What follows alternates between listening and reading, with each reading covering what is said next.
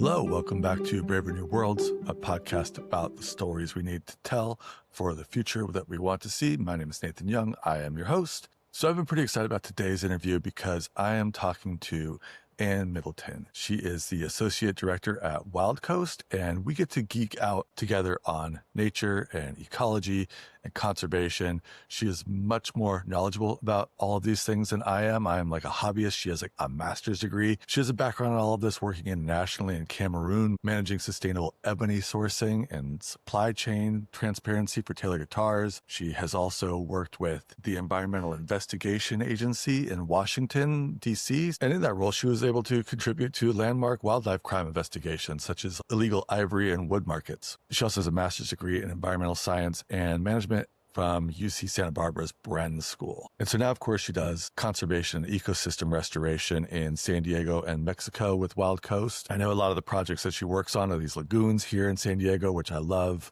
They're beautiful places to go walk around, especially this time of year, springtime. There's a lot of migrating birds that are showing up there. I became a bird nerd during the pandemic, so I'm out there with binoculars and a little chart, checking to see what birds I see. In this episode, we're talking about restoration, ecology, why conservation isn't just like a nice to have, and how basically everything from the products we buy to the way our cities are built shapes the world that we live in. We also get into some bigger questions about responsibility and about hope and about what it would actually look like to live in a city and our own lifestyles that are like more aligned with the natural systems that we depend on so much. And so if you've ever wondered what actually matters when it comes to saving the environment, or felt overwhelmed by where to even start, or like all the different things that you could or should do, I think you'll get a lot out of this episode. So let's get into it. And welcome to the podcast. I am so excited to be here. I've really been looking forward to this for pretty much since you invited me. So thanks for having me. Cool. Just to start things off, just in your own words, can you tell us a little bit about who you are and what you do? Yeah. It's always a struggle to find the right words for that. My name is Anne Middleton. I grew up in Montana. I love being outside, which led me to a career in conservation. I am also a musician. I play in a couple bands, and I like to make cakes. You like to make cakes? Yeah. Oh my gosh. This is new. If Tell me I about these could do my cakes. life over, I would start a bakery. It's like my zen happy place. So if you ever need any baked goods, just because you want to eat your feelings or you're going to an event, let me know, because it's art for me. But I don't actually like to eat sweets very much, so I end up giving away everything that I make. Is there like a certain kind of cake you specialize in? I don't want to like too much in a tangent, but now I'm curious about this. Yeah, well, I mean, because baking is science, right? Mm-hmm. Cooking is more art. I think baking is science. I have this recipe for a sour cream chocolate cake that has cream cheese, peanut butter, whipped frosting with chocolate ganache on top. And it is insanely delicious. It's the richest thing you'll ever eat. And so that's my go-to if I'm trying to impress somebody. All right. Okay. I get on my Instagram, I get these like hyper realistic cakes where it like looks like I love anything. those. It looks like a cell phone or like and like just the most random bowl stuff. Of ramen. Yeah. And it's like, to me, it seems so strange that they have the skill to make something like that and they make it in something as ephemeral as cake. Yeah. Wow. Well, it's very telling, I guess. Great art, right? It disappears. I mean, such is life, right? Yeah, exactly. But okay, so we're not here to talk about cake, though. We are here to talk about... Darn. we can. But restoration, conservation and restoration ecology, that was like the original premise of what we're going to talk about. And I was excited to have you on here too, because as I've shared with you, I'm a little bit of an ecology nerd on a hobby level. My people. Yes. I knew we had so much in common. Yes, right? Like if you ever go for a hike with me, I mean, probably you won't get this, or maybe you will, but I'll be like, can I tell you about fire ecology? Do you want to hear about fire ecology? And I'll talk about... Always. Okay. And also, I geek out on kind of maybe what the habitats around here, especially around San Diego, like what they looked like before the white man came and paved everything over, and what it looked like is for the people that lived here before us and how they interacted with the land. I'm like always very curious about all of that. So I don't know if these are things that you know much about, or... Well, we're in a good spot for someone with your level of curiosity, because San Diego County is one of the most biodiverse places on the planet. Yeah, not just yeah. in California, not just in the United States. With our variety of ecosystems from coast to desert, we have Hmm. more biodiversity here than almost anywhere else in the world. So ideally, we will keep protecting and maintain some of that, Yeah. which is kind of what I do in my day job. Okay. And so, yeah, tell me, like, what is a day in the life of a restoration ecologist and conservationist in your role, at least? Do you want the technical side or the existential crisis side? I think I'll tell you both, if that's Yeah, that's true. okay. Both. Yeah, so the day in the life of a conservationist on the technical end is we are biologists. Well, I'll speak on my own behalf. I view the world through a different lens. We all Hmm. view the world through several different lenses. But for me, I'm always looking at a landscape level, but also at a molecular level. Like, how are Hmm. things interacting? How are pollutants being transported?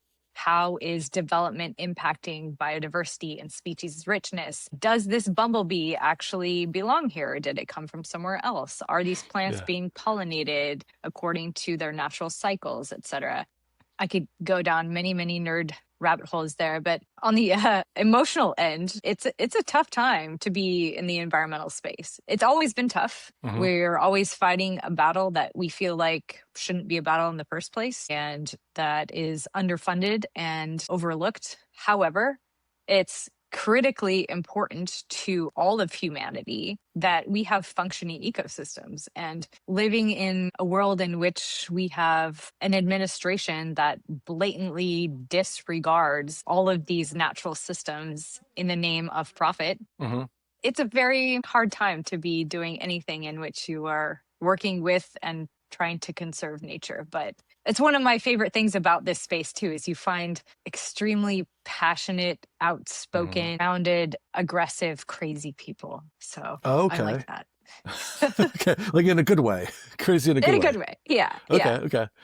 I'm curious of what the kind of challenges are that you run up against. And like, obviously there's the big ones of, policy and money, but I'm also like curious about the more the emotional challenges of getting people invested too. Cause I know it's the type of thing that like we all sort of nominally want this, but then we're not necessarily making the day-to-day decisions that lead to it. And I don't know if that, how much that Hmm. comes up on a personal level or a larger city or county or statewide policy level or country level or what? Yeah. Very good question. I have a lot of different ways to answer that. First of all, I'll say that I go through my life day to day thinking that our relationship with our Hmm. environment and the way we treat our natural resources is arguably the number one most important thing. Not to Hmm. say that all of the socioeconomic issues that we all care about so deeply are not important, because they Hmm. very much are. But if we don't have clean air and access Hmm. to drinking water, global wars won't matter.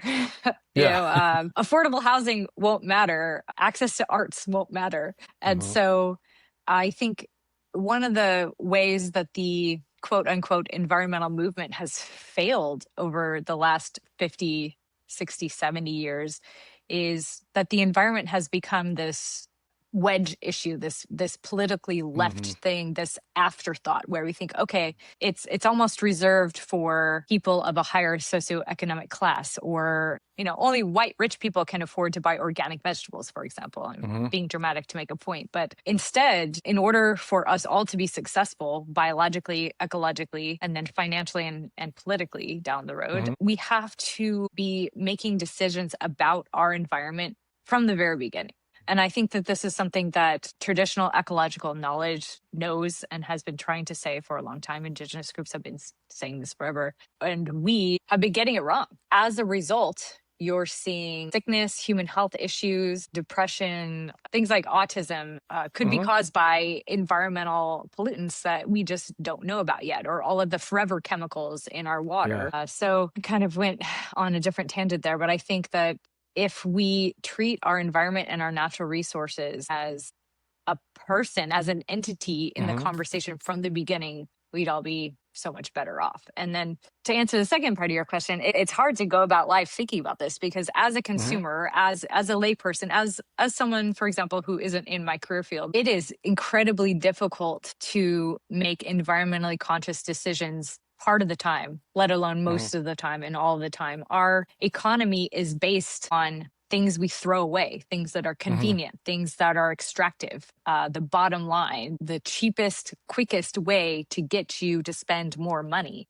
And that is antithetical to conservation. Yeah, that's where I was curious to ask about too, because when you said like it needs to be the conversation from the beginning, but that is a sort of intention with like which conversation, who's having that conversation, and where is the beginning of that conversation? Because for so many of us, as much as we might want to really like think about this, even you and me, I'm sure we're both guilty of this, where we're like, but we're still going to work, we're still driving to work every day, we're still going on freeways, I'm buying coffees and stuff, and I'm trying to like keep my impact at a minimum, but they're still probably producing way more trash on a daily basis than people did in a year 100 years ago. It's just a tough situation to deal with and sort of make sense of when the way the society flows doesn't really, like, it just almost can't do it.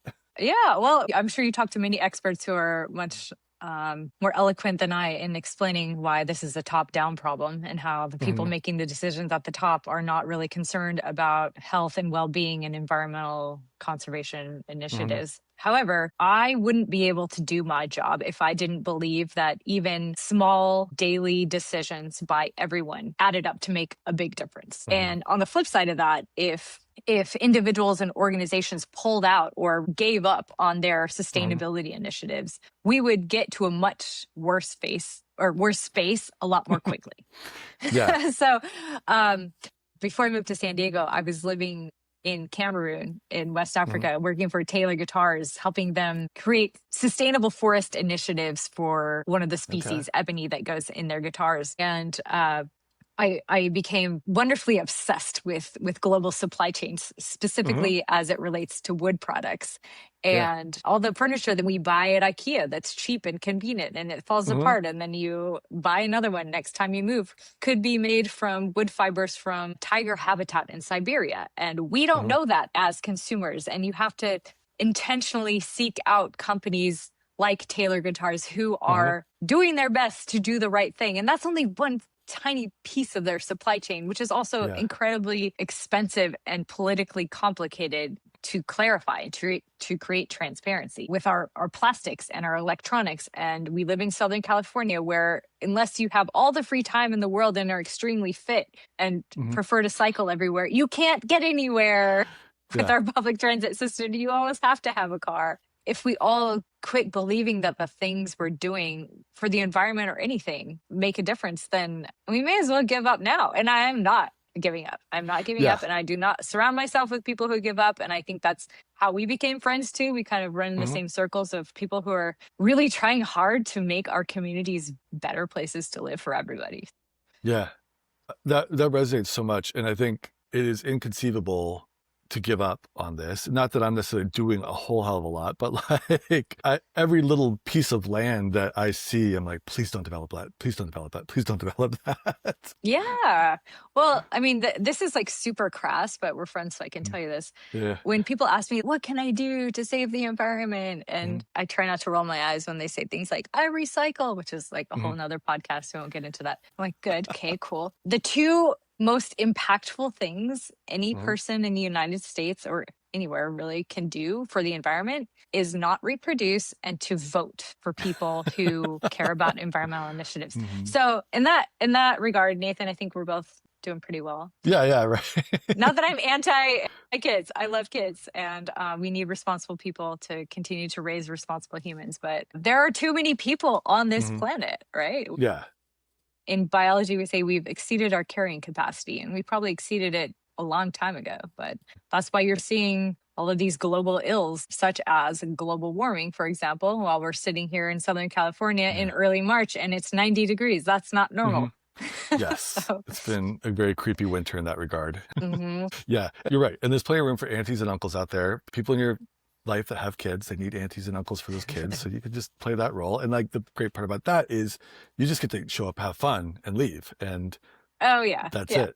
So this morning I was speaking at a high school, and it was an environmental studies and social justice class. I was like, yes, my people, this is great. And just hearing the ideas that these students had It's like, oh my gosh, this is like college level thinking. It's kind of embarrassing that now we are at that age where we're saying, yeah, when I was your age, people were telling me your generation gets it. You're going to get it right. And now I'm standing up in front of all these students saying, well, we tried and we didn't really get very far. So now it's your problem. Yeah, now it's you. Yeah.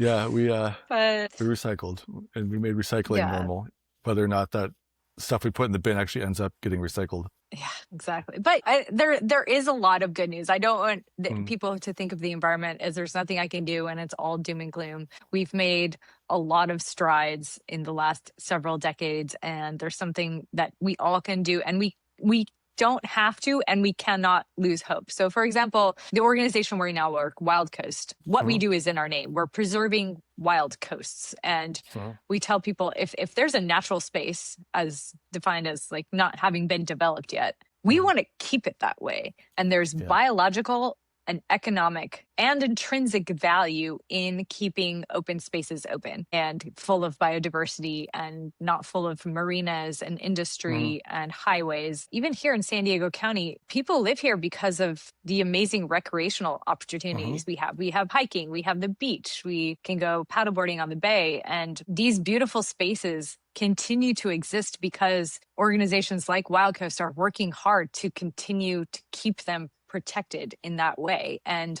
when people like you and I go and visit them, and whether you're paying a park fee or supporting other nonprofit organizations or just telling your friends about these beautiful spaces where we recreate, that also has value, and it helps us to continue to do the work that we're doing. So everybody can do something. And I will die saying that, because if I didn't think that, then I'd have to open a bakery. I'm not gonna take the bakery bait again. We're gonna stay on topic.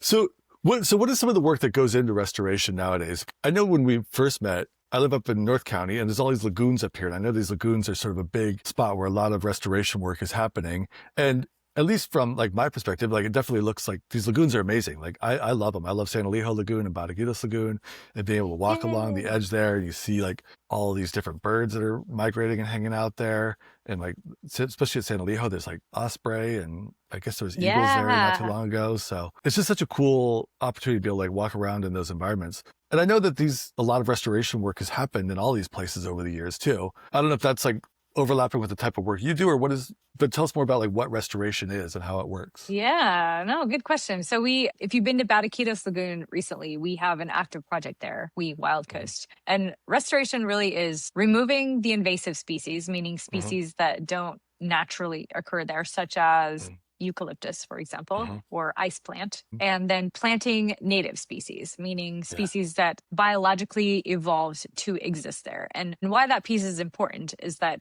ecosystems evolved together. Like the species in ecosystems co-evolved to have these beautiful biological synergies so that birds, bees, bats, carnivores, plants all serve a purpose for one another. They're either pollinating each other, or one's eating the other, or one is serving as food for the other. When you start to replace native species with non-native species, that it doesn't create space for the natural ecosystem to thrive. And so in the example of Bataquitos, we've been removing eucalyptus trees and ice plant and planting native species that belong there. Some tree species might include like coast live oak, for example, or native milkweed for the butterflies. Because if we don't do that, then we'll start to see little by little kind of a house of ecological cards collapsing.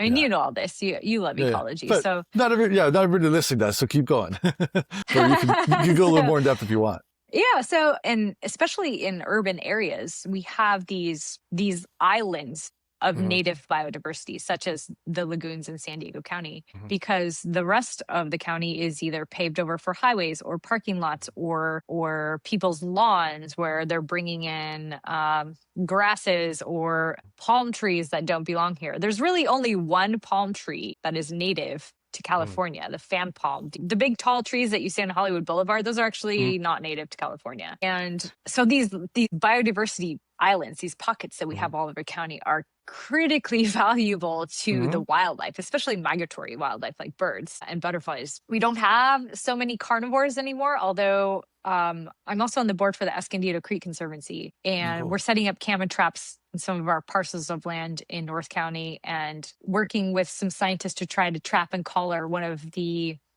mountain lions that we've seen on our property. So carnivores are a critical part, again, of ecosystems as well, Yeah. either as keystone species, meaning that they kind of connect all the other species. And if one disappears, then one takes over or one doesn't take over. And yeah, in the United States, most of our wide-ranging migratory carnivores have been extirpated or kicked off, decimated off their land. Grizzly bears, wolves, sharks, another good example. But yeah, it's literally impossible to restore any ecosystem now to what it quote unquote was naturally for two reasons. One, climate change, because as it gets warmer, it disturbs the blooming patterns or the circadian rhythms or the migratory patterns of plants and animals. So what once used to be in a circle, for example, if you had plants and animals coexisting in a specific geographic area, as it gets warmer, the plants might migrate northward or to a different shadier area where it's not as hot, whereas the birds and butterflies are not used to that and they come back and there's not enough plants to eat. So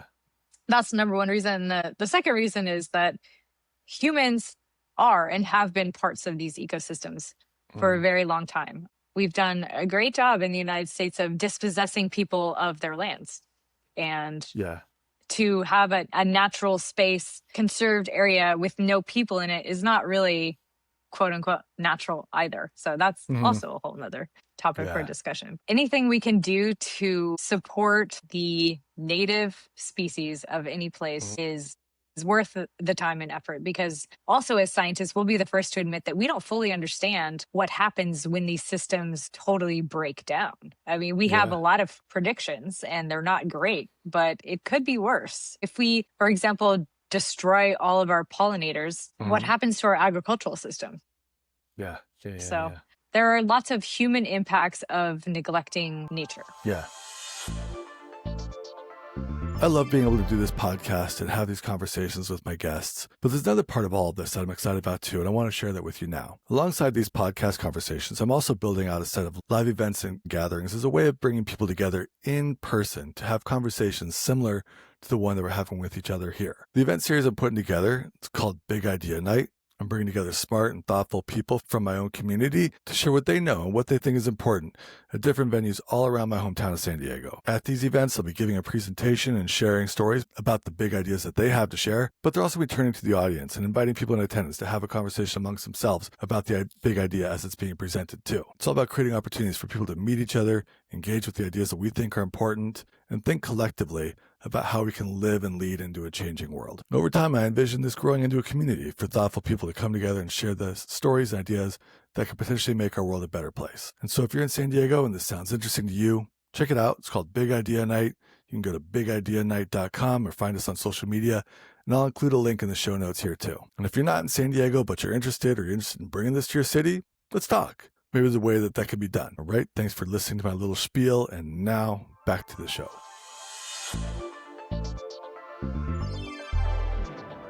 San Diego is such an interesting contradiction around all of these things on some level too, because I always think, so I lived in Portland for a while, and people in Portland, they talk like there's just like a whole city full of tree huggers there. And they drove me bonkers. I'm gonna be honest with you, it drove me bonkers. But I think it was interesting because I visited a lot of cities, and one of the things I've always noticed about San Diego is I've lived in so many different parts of San Diego. At any part of San Diego I lived, there was like a natural space within walking distance of it, or a biking distance. And I don't know that a lot of other cities have this. And so we have all this sprawl, but also amidst all that sprawl, there's all these fingers of natural spaces that follow these canyons and stuff. And but at the same time, you don't hear conversations about conservation as to why those canyons exist. It seemed like they sort of exist accidentally because it just wasn't really profitable to pave over those sections, and somehow, cool, we Bingo. got this canyon. You know? Yeah, that's actually why a lot of natural spaces exist. So it didn't really make sense to develop on them. And lucky for the wildlife here in San Diego, a lot of the canyons, the canyonlands are migratory habitats, and it's where ephemeral streams. So there's lots of interesting plant life, and you see the coyotes coming and going, and the birds and things like that. Usually in an urban area, if something isn't developed, it's either because we had something like the 1915 World Fair here in San Diego and created Balboa Park, which is also not natural, but at least it's an Yeah. open green space. The canyon, the canyon areas are because, we just got lucky. It's too hard to build a house in the middle of the Yeah. canyon. The other point, the other contradiction that came up, you mentioned something about how we can't talk about like food security and water security and affordable housing if we're not caring about the environment. But sometimes those are things like affordable housing and like job creation stuff. Those are the things that get brought up as be like, well, that's why we got to pave over this, because we need the housing there and we need the jobs doing that. And that kind of inherent contradiction in our environmental stuff too. Oh my gosh, you're so right. And there's a lot of interesting laws in any urban area in the United States, but particularly in San Diego, about building height. And that's where public policy comes in, and city council is so important, because really what we should be doing, this is my ecological point of view, is we should be building in and up, not out, right? More density, taller buildings, more people in the areas that are already developed, so we can reserve our quote unquote open space outside of our urban areas for nature and agriculture in some cases, although even agriculture can be done on rooftops and inside. It's a policy issue, and you see that come up regularly on California ballots, and the NIMBYism, the not in my backyard, and even people in particularly in historic neighborhoods are like anti-ADU. We don't want more construction here. We like it how it is. And I just think, I'm sure that the wildlife is probably saying that too. We like it how it is. And you came in and built a neighborhood. So yeah, totally. A lot of competing interests, some of whom don't have voices or can't make it to city council meetings. And so it is a public policy issue. And when you have powerful lobbyists for development, oil and gas, water, SDG&E, whatever it may be, pushing these things, they often win. I spent 5 years of my career early on living and working in Washington, D.C. for an organization that did environmental lobbying on the Hill. I worked for a group called the Environmental Investigation Agency. It was so fun. We did undercover trade crime investigations on environmentally sensitive species of wood animals. So like ivory, tortoiseshell, tiger skins, illegal wood, which is how I got involved with Taylor Guitars. And we would document these illegal supply chains using undercover footage and then lobby for legislative solutions. So our whole thing was you have to shut down the demand. It's not necessarily a supply issue, it's a demand issue. If you shut down the legal demand for these things, you're helping on the supply end. So if ivory is completely illegal to trade around the world, which it is, in theory, it should help the elephants. Of course, there's a big black market. At the time, we were working to shut that down too. But why am I saying all this? Because it's a political quagmire. It's a dance. It's a fight that isn't as simple as understanding the science. We have a saying at WILDCOAST that the science is the easy part.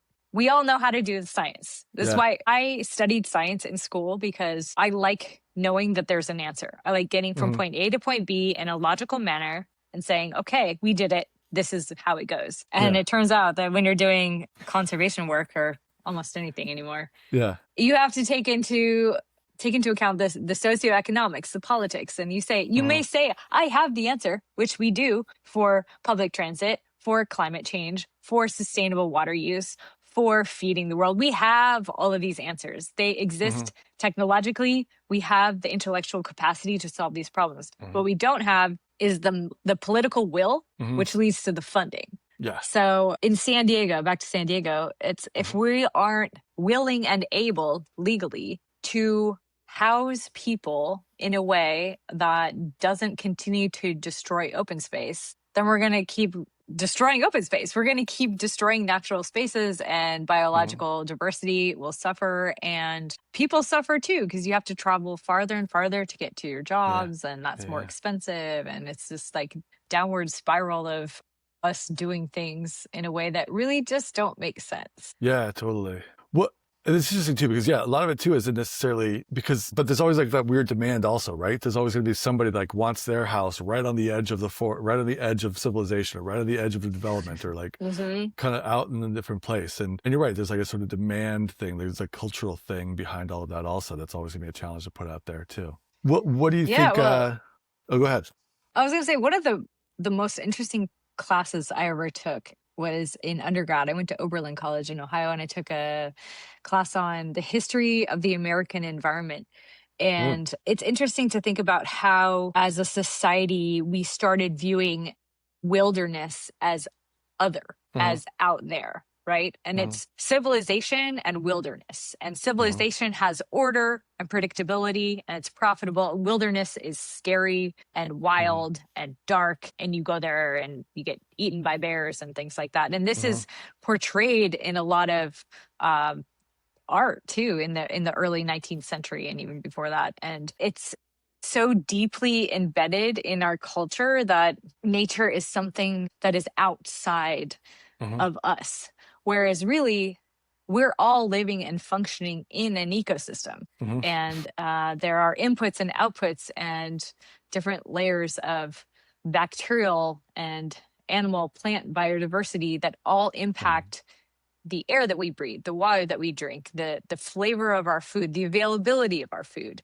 mm-hmm, And I honestly don't know how to rebuild that mm-hmm. concept, right? I mean, Yeah, yeah. and again, if you have millions of dollars and lots of time, there are ways to build off-grid, truly sustainable societies where we Mm-hmm. grow your own food, you filter your own water. But, in today's world and economy, that's like, you may as well say, like, let's build a colony on the moon or something like that. So Yeah. I don't know, like, if that kind of gets at what you're thinking about, Yeah. but it's the way that we view and treat nature. And you even like think about it next time you watch a movie or a cartoon, Mm-hmm. or even the stuff we grew up on, like Bambi, for example. And you've got hunters and deer and wildfires, and everything is separate. It's there's society and then there's nature, and they're two completely different things that are to be managed differently, and they Mm-hmm. don't interact with one another. It's nature is somewhere where we go visit if we're lucky, if we have access Yeah. and time, and that we don't have the time and the space to keep thinking about nature in that way. It is all around us. Even if you are planting native species in Mm-hmm. your garden at home, even if it's just a 4x4 plot, or if you have native milkweed on your patio because you don't have a yard because you live in San Mm-hmm. Diego, that is creating food for a monarch butterfly that might not survive if it weren't there. So even these, going back to these micro decisions that we Mm-hmm. can all make on a small scale, really add up to be something big that is Yeah. the very least we can be doing as society right now, I think. Yeah, yeah. Because now you're getting at like this is like my little realm. Like that's a narrative basically. It's a narrative. Like nature and civilization is being separate. We've got that narrative ingrained in our society, and Hmm. yeah, it's got to change on like a narrative level. That'd be one of my hypotheses. But so here's where I'm curious to ask you though, like kind of going in that direction. And I want you to think very like pie in the sky of like, what would it look like if we were able to take maybe the vision you have in your head for like what a very like ecologically sustainable San Diego would look like, and like That be is willing a to be like big kind of question. I love that. yeah, but be like pie in the sky and like your thoughts on that too. That don't necessarily have to like adhere to some kind of like realistic science thing. Like just you get a Yeah. magic wand to do this. How does it look? Okay, I'm going to start with the problems, but I think I have solutions too. I don't want to Okay. just load you up with problems. This is just my personal opinion, but I think the two biggest problems we have with regard to sustainability in San Diego County are transit and Mm-hmm. water. Mm-hmm. So anyone who's even visited here for 5 minutes know that we have a poorly functioning, inadequate public transit system. I'm a cyclist, and so I'm a little Mm-hmm. bit biased, but we live in a place where you really could ride your bike every day. It doesn't snow, the roads aren't icy, it's not super hilly, most Mm-hmm. neighborhoods. So if we had really well functioning public transit, including cycling and pedestrian access within neighborhoods, that would go a very, very long way to helping us be quote unquote sustainable. Again, it's a money thing, right? I mean, we don't, and it has to be a system that works for people. We Mm-hmm. do have trolleys and we do have buses, but do they go where people need to go at the frequency they need to go? Are they safe? Are they reliable? Are they affordable? So I think public transit needs a massive, massive overhaul. And that could include policies like allowing people to work from home more. We saw that during COVID, Yeah, like totally. air quality dramatically improved when people weren't driving and flying around all the time. And then the second big thing is water. Whether we like to admit it or not, we live in a desert. The average rainfall in San Diego is less than 10 inches a year. We import over 85% of our water here in San Diego County. So when you turn on the tap or water your yard, that water is likely either coming from Northern California or it's coming from the Colorado River, depending on the rain year and depending on the water makeup. And water policy in California is fascinating and depressing at the same time. I spent a little while working for the San Diego County Water Authority, so I got to see some of that firsthand. And we need to use less water. And there are technological solutions to this that don't have to involve you only showering every other day, right?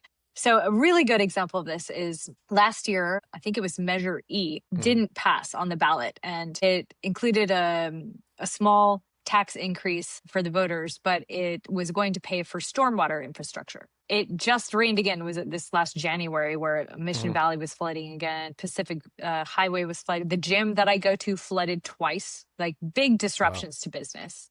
Yeah. Because our stormwater infrastructure has not been updated since the 1970s. So it's not meant to handle the level of floods that these atmospheric rivers are bringing. So that's one piece of it. But that is fresh water that could be reused and turned into potable water. And there's like the Pure Water Project here in San Diego, which was unfortunately coined like toilet to tap, and that kind of grosses people out. But that's what we're drinking anyway. We're drinking branding. Well, yeah, I know. Whoever thought of that.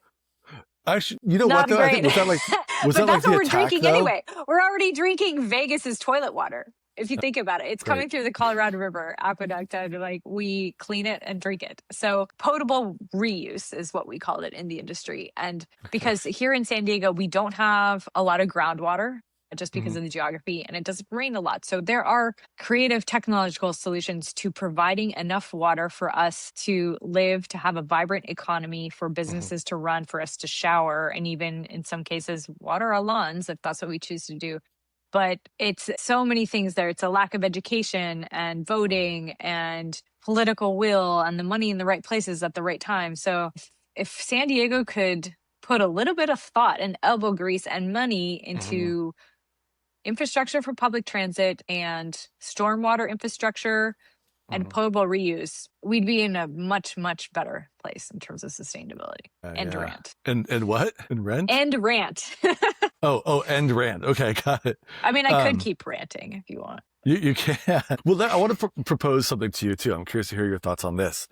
Because at one point during the pandemic, my girlfriend at the time, we were living together and we were just driving each other, or I was driving her crazy. So I had to get out. We all did that during the pandemic, right? Yeah. My marriage ended during the pandemic. Yeah, okay, yeah. And so I ended up moving into this house out in La Mesa, and the woman who owned it, she was just renting out the room. And I loved this house. I thought it was so amazing. And what she had done, is basically she had like made it into a little like oasis in the suburbs out in the Mesa. And she had completely redone the landscaping. So it was all native plants, taken out, everything, like no lawn, is all native plants. So there's a lot of like just sagebrush. The degree that she didn't have native plants, she had, fruit trees growing, like a vegetable garden. And that was back there. So she had almost like a little food forest in her backyard. She had, during the springtime, she had wildflowers that had all like grown in and taken over. And so her whole yard just blew up with wildflowers in the springtime. It was amazing. She had it set up with like solar power. She was collecting rainwater. And then she also had a pond pool. She had a pool in the backyard that she converted into a pond. And so she had like plants growing outside the pool and everything. So all these birds were coming to visit. There's bats around the house all the time. There's bees around the house. There are dragonflies and what are they called? Mayflies, or all the different cool little bugs that fly around ponds. All this stuff was like happening just in this little like oasis that she had set up in the middle of the suburbs. And somehow all these bugs and birds and animals all found their way to her little pond pool oasis somehow, even though, it's completely disconnected from any real canyons or anything. And I just thought that was so amazing. I just wondered, obviously this is be a huge thing, but this is like my magic wand, is that we would just do that to our backyard it would just be the way that we'd do it. We'd have native plants in our yards. We'd make a little pond in our yard or something. We'd collect our rainwater. Each one of our houses would be a little more self-sustaining, environmental space, growing a little bit of food, bit of room for migrating birds to stop by and check it out. And it was just pleasant too. It was like the most pleasant Yeah. yard I'd And ever been in my calming, life. good for the mental Yeah. health.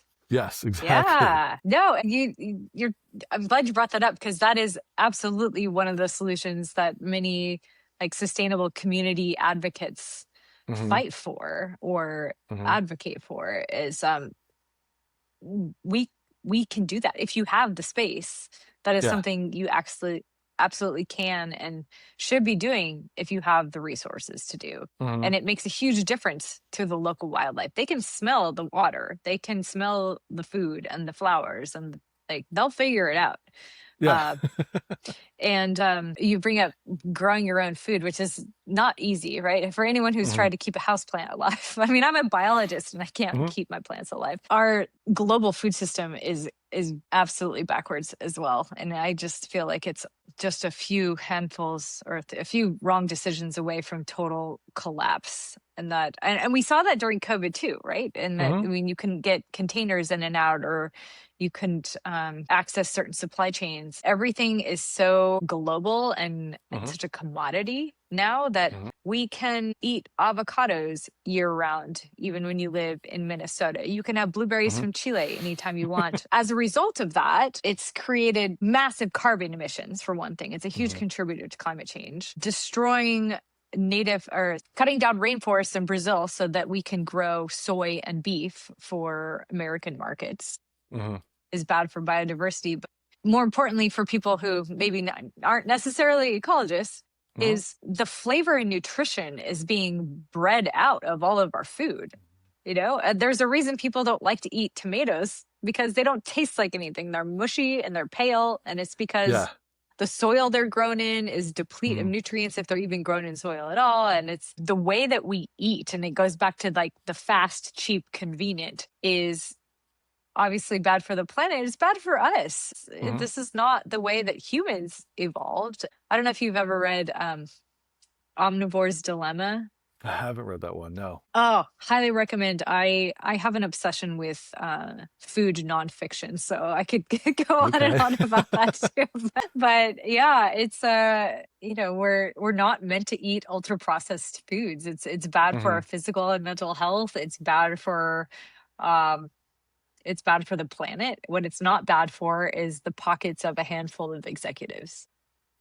The decisions that money and politics are making is impacting human and biological health around the world. And it's just, again, it like kind of goes back to what I've been talking about, that disconnect between how we live in and with our natural resources. It's like nothing in a bag of Doritos was something that you evolved to eat, right? And in fact, it's been scientifically modified so that your dopamine systems are activated and you will definitely want to eat more. And I'm kind of a picky eater.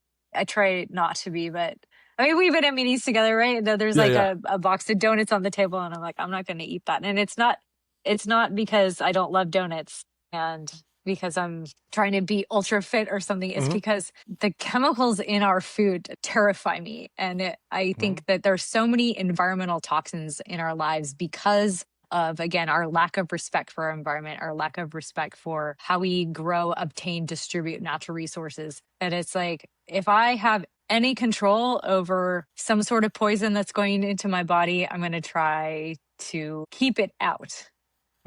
And it's just it's so overwhelmingly difficult. And again, back to like regular consumers who are just trying to get through life and pay the bills and send their kids to school and like making decisions about supply chains when you don't have time or money, or it shouldn't be up to consumers to be changing the tide of things. This is a corporate issue. This is a political issue.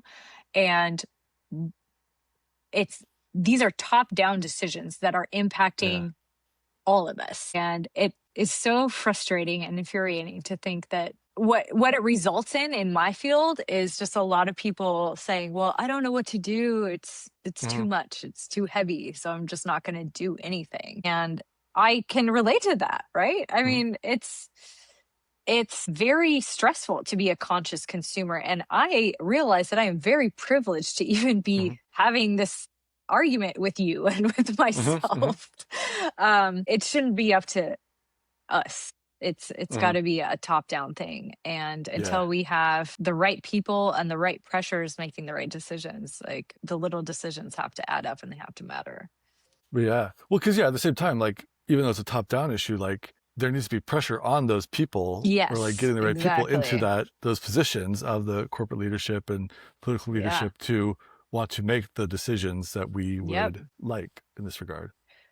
So pay attention to who we're putting in office. Pay attention to what's on the ballot, and I get made fun of for this from some of my friends and family members, but every time it's election season, I will get together with a handful of friends for several hours and go through every single ballot measure. And I'll get together people who work for the government or not, or who are subject matter experts or not, and be like, what do we think about this? What really are the downstream impacts of this decision? How should we be voting on this?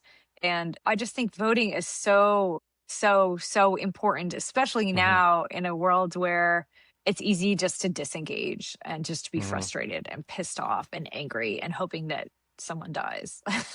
But we have to now is the time to like get engaged. And I think that's one of the reasons why I love like Business for Good, for example, is a place where you find the people who are making these local ground level decisions and running for office and putting things on the ballot because they matter for our environment, they matter for our health, they matter for education and housing and all the things that are all parts of the puzzle that have either direct or indirect impacts on the environment. So I think that thinking of conservation and the environment as a separate issue, as its own thing, is impossible now. And I think that maybe when we were younger, it was easier to think of, save the rainforests, or like I kind of grew up in the save the rainforest era before climate change was like the big doom and gloom issue of our time, or even simple like save the whales. That was a big Greenpeace thing for a while, and I literally am doing that right now. That is my job. When people ask what I do, sometimes I say I save the whales. I save the whales. But in order to save the whales,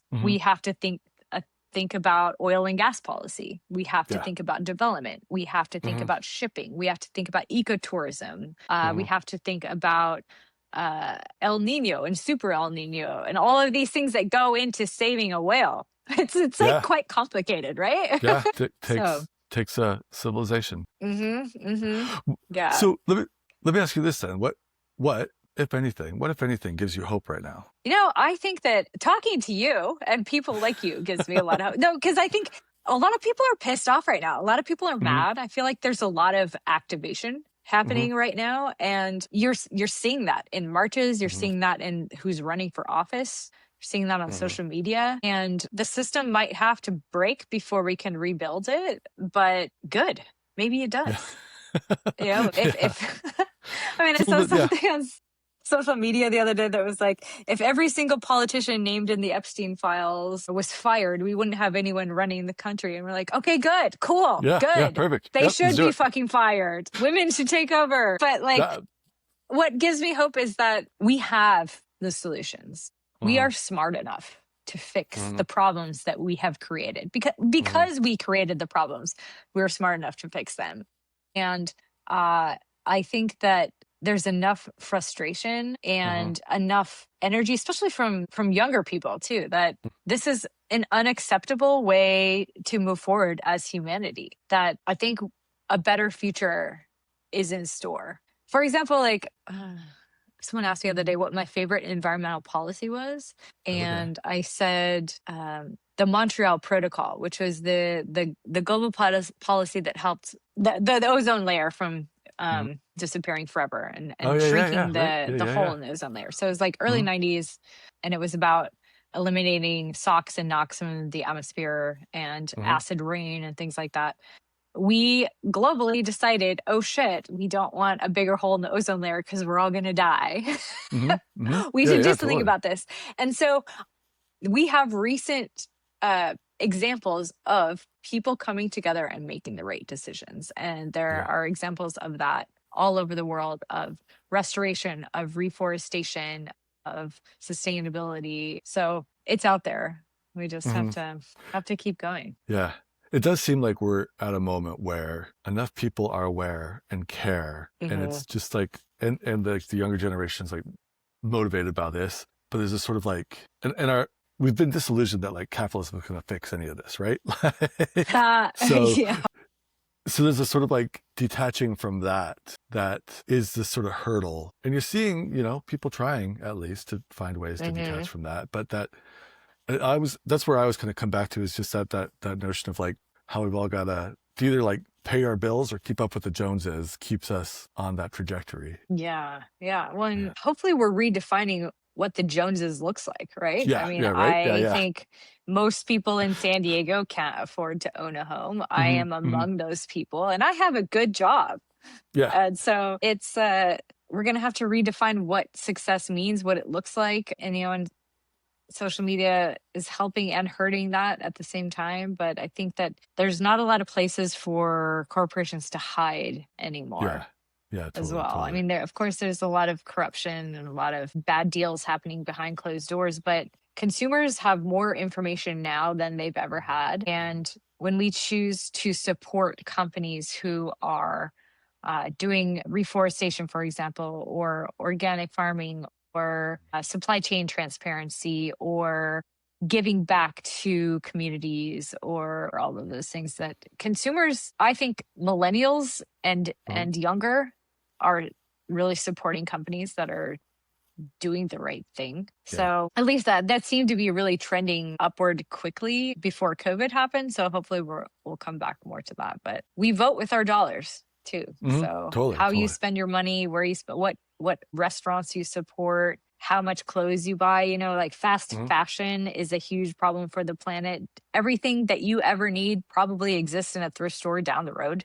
Yes. And we need to reuse, recycle, and fix the things that are broken hmm rather than going to buy new things. And, this is all stuff that we've all probably been beaten over the head with at this point, but it totally matters. Like Yeah. when you throw something away, what does that mean? It doesn't just disappear. No, just because of the Landfills landfill. are Yeah. filling up. Or in one of our initiatives at WildCoast is we've installed a couple of trash retention devices Uh-huh. in urban Tijuana, where they don't have centralized waste collection, either Yeah. recycling or trash. And so people get used to just throwing their trash. And by trash, I mean the stuff in your kitchen, to hmm tires, to sofas and baby cribs, hmm in the concrete canals in Tijuana. And then when it rains, all of that gets flushed out to the ocean. And because of the currents, it ends up in San Diego in the hmm Tijuana estuary, which is a marine protected area. And Yeah. so a very simple, elegant, effective, cheap solution to that is we've installed these trash booms in these concrete channels.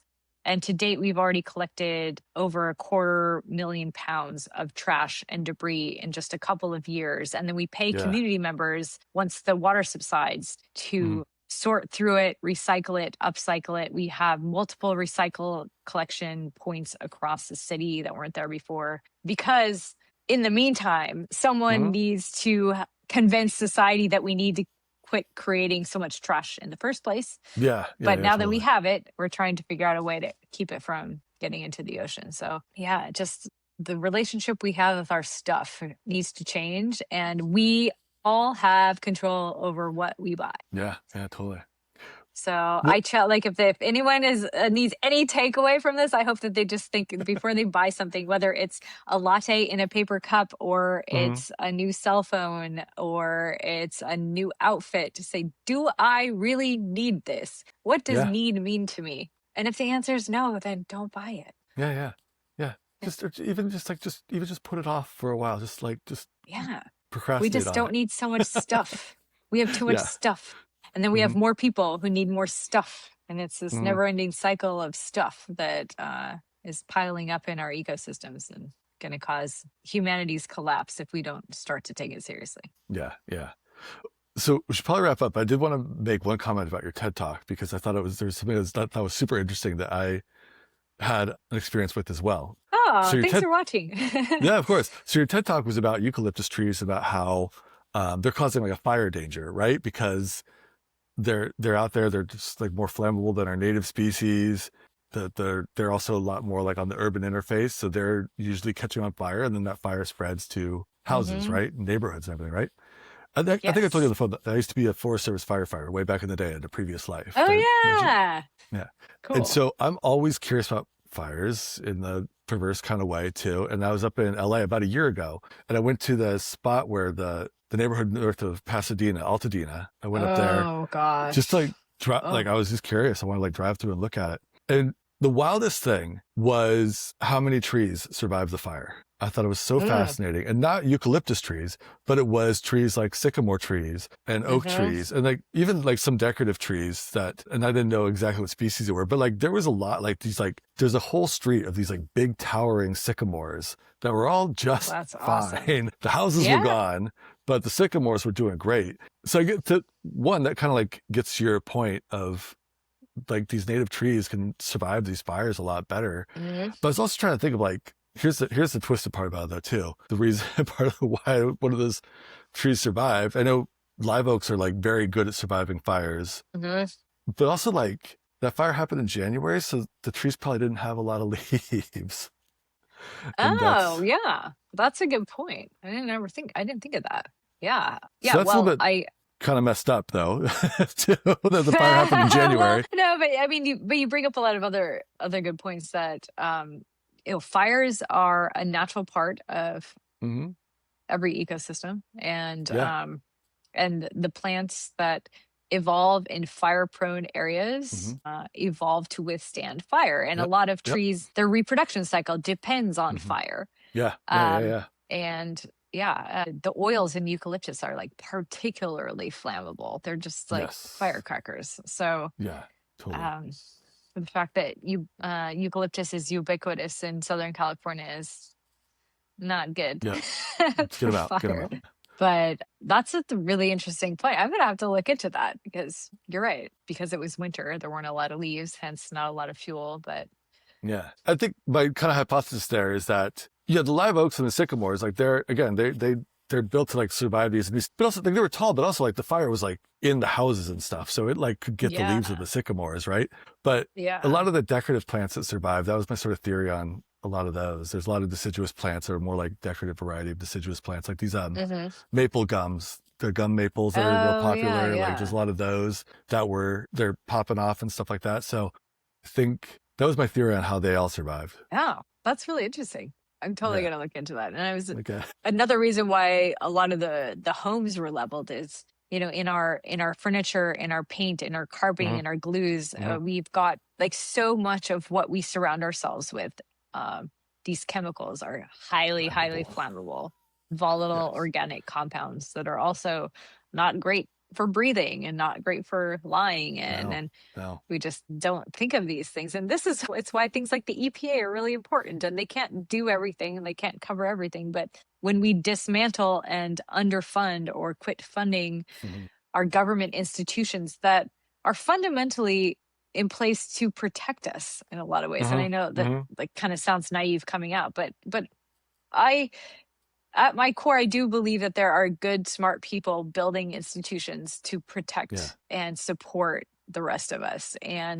And we can't always just blame Washington and blame Sacramento for everything that's going on, because without the EPA, we wouldn't have the Clean Air Act and the Clean Water Hmm. Act. And I have lived in places where those things don't exist. And believe me, if we didn't have the Clean Water Act, a lot more people would be dying from cancer. A lot more Hmm. people would not have access to potable water and wouldn't be able to afford food. So it's important that we continue to uphold these crumbling institutions that help keep us safe. So But I last say that, messages of whatever they are that we've yeah, got.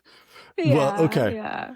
We should probably wrap it up there, though. Any final thoughts? Anything else you want to add at all? I know. I Let's mean, like, how can we get this on a high note? Let's go back to cakes. yeah, well, I think that like we can only do so much, and our mental and physical health has to be intact for us to be able to fight for the people and animals and things that can't fight for themselves. So I say just surround yourself with good, positive people. Use one less to-go cup this week.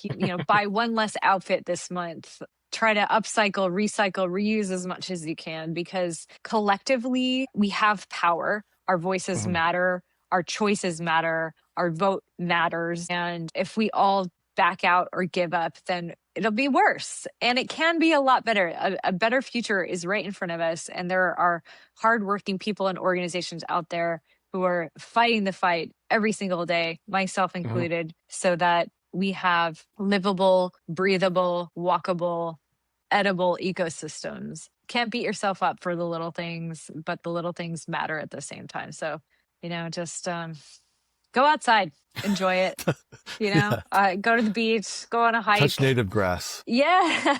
Yeah, because we got this. We do. I really do believe that we've got this. Like, there are more good people in humanity than not. And it's easy to get overwhelmed with the doom and gloom, but there are a lot of really good people doing really cool things, many of whom are on this podcast. So when I need a little positivity boost in my week, I see I wonder what I haven't listened to yet on Nathan's podcast. So cool. Right on. Thank you. What I'd say. So, all right. So how people that want to get in touch with you, what's the best way for people to follow up with you or find out about other things you're doing? Well, WildCoast, our website is wildcoast.org, and we're on social media as WildCoast Costa Salvaje, which is Wild Coast in Spanish.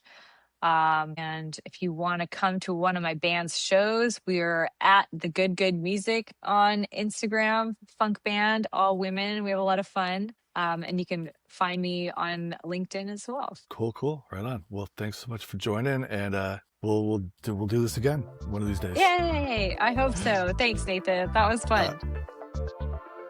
Thanks so much to Anne for coming on the show with us here. And I really appreciate just the conversation and the work that she's doing. As I said in the intro, I'm a big fan of our natural world. I want it to exist and continue to exist and thrive and get better and improve and to have more of it available. We need it too, right? A couple things I'm taking away from this conversation is just how foundational this all is. The environment isn't some side project, nice to have type of thing. It's the thing that everything else depends on. And all the contradictions that creates here in San Diego, where I live. I know I have some viewers and listeners in other parts of the world. If you care to share how it works in your city, I'd love to hear that too. And then also these tensions we talked about between individual action and the larger systems, and what can we actually do, and how much we should be guilting ourselves over that one extra coffee cup that we throw away or whatever it is. Because it's actually really hard for us as individuals to live sustainably in this world that we have set up. There's the day-to-day needs of